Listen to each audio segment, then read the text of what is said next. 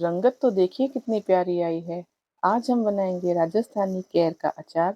अगर आपने हमारी विधि से ये केर का अचार बना लिया तो ये सालों तक खराब नहीं होगा और जब आपका मन हो आप इसका लुत्फ उठा सकते हैं। केर का अचार बनाने के लिए हमने यहाँ पर 750 ग्राम केर लिए हैं और इन्हें डंठल लटाकर इस तरह से तैयार कर लिया है। और अब छोटे बड़े और मीडियम सारे तरह के केर इसमें होते हैं, तो आप बड़े केरों से चटनी कैसे बनाएं और इसकी सब्जी कैसे बनाएं या फिर अचार कैसे बनाएं, वो सारी विधि हमारे चैनल पर है। तो अब हम सबसे पहले केर को मीठा करेंगे, तो इसके लिए हमने एक मटका ले लिया है और उसके अंदर 2 चम्मच नमक डाल लिया है और पानी डालकर इसके अंदर हम केर डाल लेंगे। तो इस विधि से मीठे करते हैं कि इन्हें नमक वाले पानी में रख के और हर दूसरे दिन पानी बदलते हैं और 7 से 10 दिन तक इन्हें ऐसे ही करते हैं। तो आप डिटेल में सारी विधि जानना चाहते हैं तो हमारे चैनल पर ऑलरेडी है, लिंक उसका आपको मिल जाएगा डिस्क्रिप्शन बॉक्स में। 8 से 10 दिन केरों को पानी बदलते हुए हमने रखा था और केर हमारे मीठे हो गए हैं। तो इनको हम एक कपड़े पे फैला लेंगे, क्योंकि अचार बनाने के लिए केर में मॉइस्चर नहीं होना चाहिए, नहीं तो अचार खराब हो जाएगा। केर सूख चुके हैं और बड़े मिक्सिंग बाउल में से ट्रांसफर कर लिया है। और अब केर में खटाई डालने के लिए हमने यहाँ पर 250 ग्राम कैरी ली है और उसे अच्छी तरह से धोकर पोंछ लेंगे। उसके ऊपर पानी नहीं होना चाहिए, नहीं तो अचार खराब हो जाएगा। और इस तरह से हम मीडियम साइज के इसके टुकड़े काटेंगे। आप छोटे या बड़े टुकड़े काट सकते हैं या फिर आप इन्हें कद्दूकस भी करके ले सकते हैं। तो कटी हुई कैरी को हम केर के साथ में मिक्स कर लेंगे और अब इनके अंदर हम अचार का मसाला मिलाएंगे। तो कई लोग रेडीमेड अचार मसाला लेते हैं, लेकिन उससे अच्छा होगा कि आप घर में ही अचार मसाला तैयार करें, तो बहुत ज़्यादा अच्छा बनता है और परफेक्ट बनता है। तो हमने यहाँ पर हल्दी डाल ली है।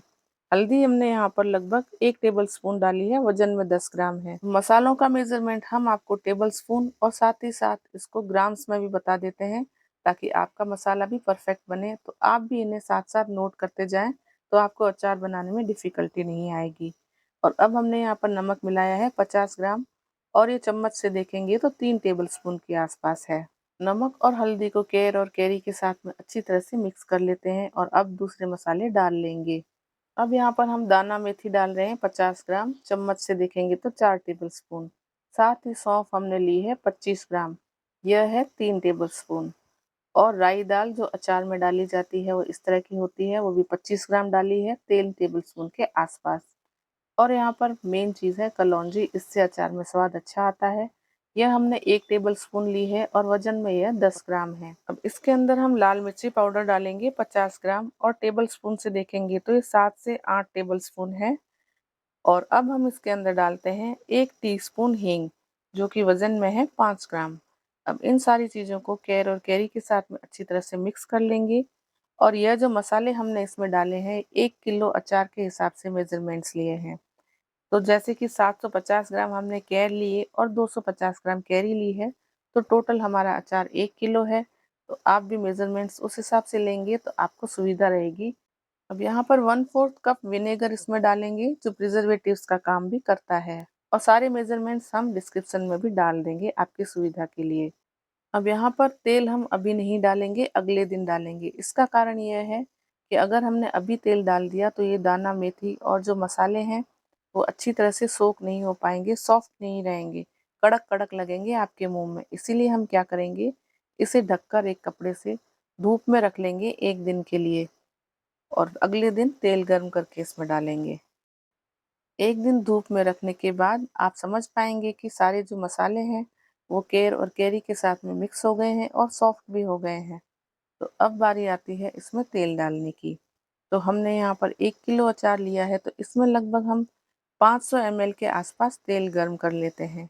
और तेल को पूरा गर्म कर लेने के बाद इसे हाथों हाथ ही अचार में मिक्स कर लेना है, क्योंकि हमने मसालों को पहले ड्राई रोस्ट नहीं किया था इसलिए। अब गर्मा गर्म तेल हम अचार में डालेंगे और इसे अच्छी तरह से मिक्स करते जाएंगे और फिर इसे हम एक जार में ट्रांसफ़र करेंगे। लेकिन अभी ये थोड़ा गर्म है, तो इसे अभी नहीं डालेंगे। जब ये ठंडा हो जाएगा तो इसे किसी भी मर्तबान में या कांच की बरनी में आप शिफ्ट कर लें, जिसमें अचार को स्टोर करना है।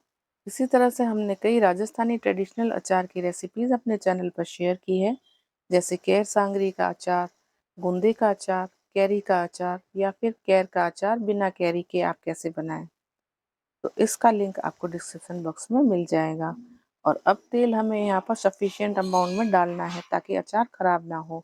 और अगर आपको अभी तेल थोड़ा सा कम लग रहा है तो कोई बात नहीं, धीरे धीरे तेल ऊपर उठ ही जाता है।